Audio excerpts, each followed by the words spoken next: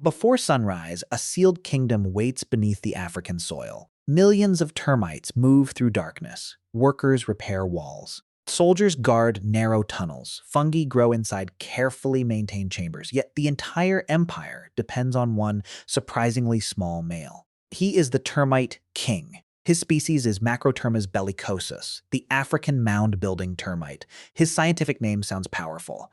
Bellicosus means warlike or combative, but this king carries no weapon. He commands no army. He never wears a crown. His only duty is more important than all those things. He must keep the royal bloodline alive. His story begins as a tiny white egg. It lies among thousands inside a protected nursery chamber. Workers surround it constantly. They clean its surface and prevent dangerous fungi from spreading. They regulate moisture by opening and closing microscopic passages. There is no sunlight here. There are no parents watching nearby. The colony itself becomes his first caretaker. Days pass, and the egg finally cracks. A pale nymph emerges. He is soft, blind, and almost helpless. Workers feed him through mouth-to-mouth exchanges called trophallaxis. That liquid meal contains nutrients, microbes, and chemical instructions. Those chemicals help determine what he may become. Most young termites become workers. Others develop into heavily armed soldiers. Only a chosen few follow the most dangerous path. They grow wings. Our young male molts repeatedly. Each new skin brings longer legs, darker eyes, and larger wing pads. Deep underground, he senses vibrations instead of daylight. Every footstep carries information through the walls. Workers rush toward damaged tunnels. Soldiers react to unfamiliar movements. The entire mound behaves like one enormous living creature, and he is only one cell inside it. For now, months or years may pass before the colony reaches the right season. Then rain strikes the mound after a long, dry period. Humidity rises. Soil softens. The air becomes charged with opportunity. Something changes inside the winged termites. They climb upward. Thousands gather near sealed exit passages. Workers break open the walls. Fresh air suddenly pours into their underground world. For our male, it is the first sky he has ever seen. Then the colony launches him into chaos. Winged termites explode from the mound like smoke. Birds dive through the swarm. Lizards snap at anything landing nearby. Ants wait below like executioners.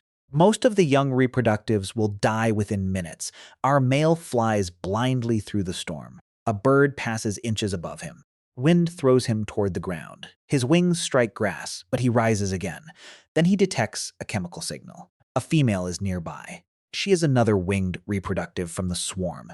She lands, breaks away her wings, and begins releasing a pheromone. The male follows.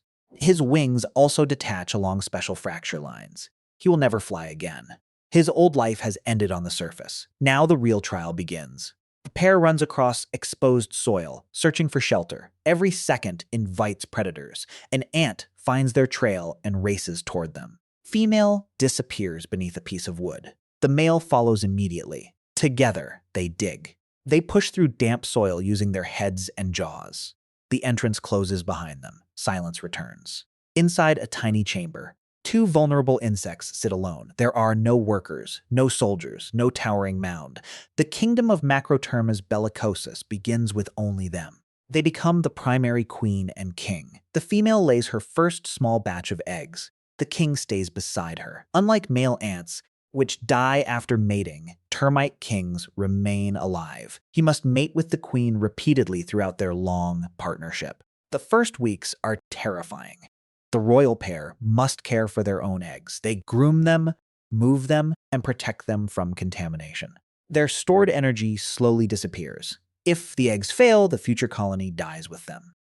Finally, the first larvae hatch. They are weak and hungry. The king helps feed and clean them. The queen produces more eggs, but still far fewer than she will later. The young termites molt into the colony's first workers. Everything changes. The workers take control of childcare. They enlarge the chamber and gather dead grass, wood, and other plant material. Macrotermes bellicosus does not digest this material alone. Its colonies cultivate a partner fungus called Termites. Workers process plant matter and build spongy fungus combs. The fungus breaks tough material into food the termites can use. The colony has begun farming beneath the earth. More eggs hatch, more workers appear.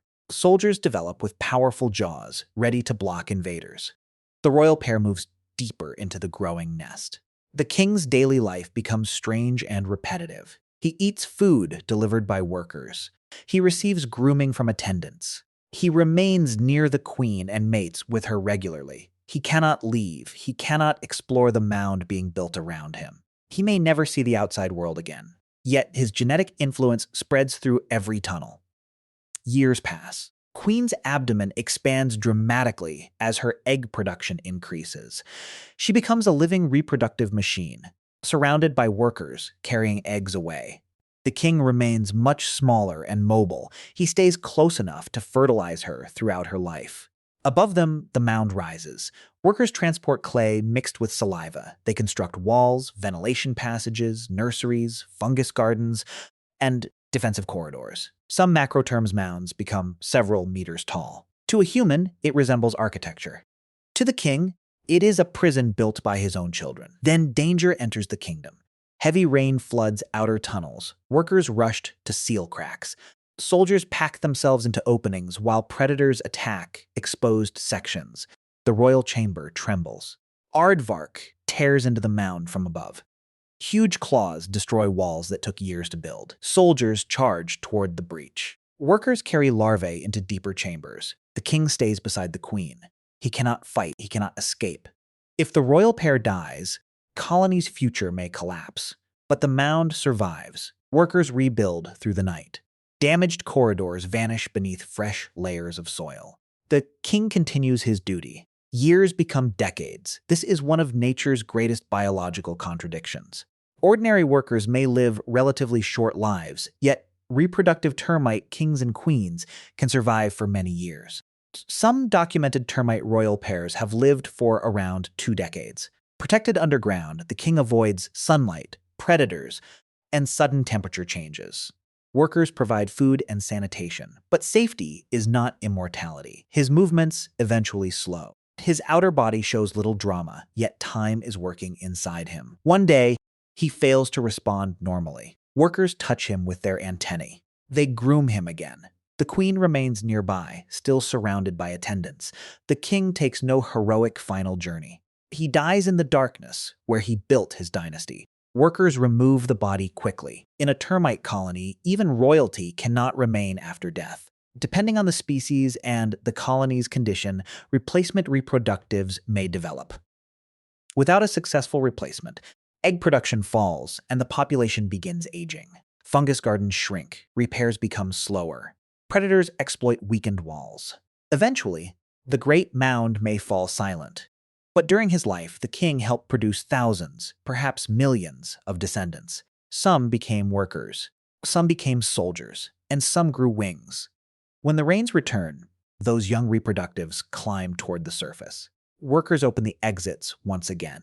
A new male enters the sky. He has no idea that almost everything will try to kill him. He does not know that one successful flight could imprison him underground for decades. He only follows the scent of a waiting female. They land. Their wings break away. Then, beneath a fragment of wood, another king begins digging his first kingdom.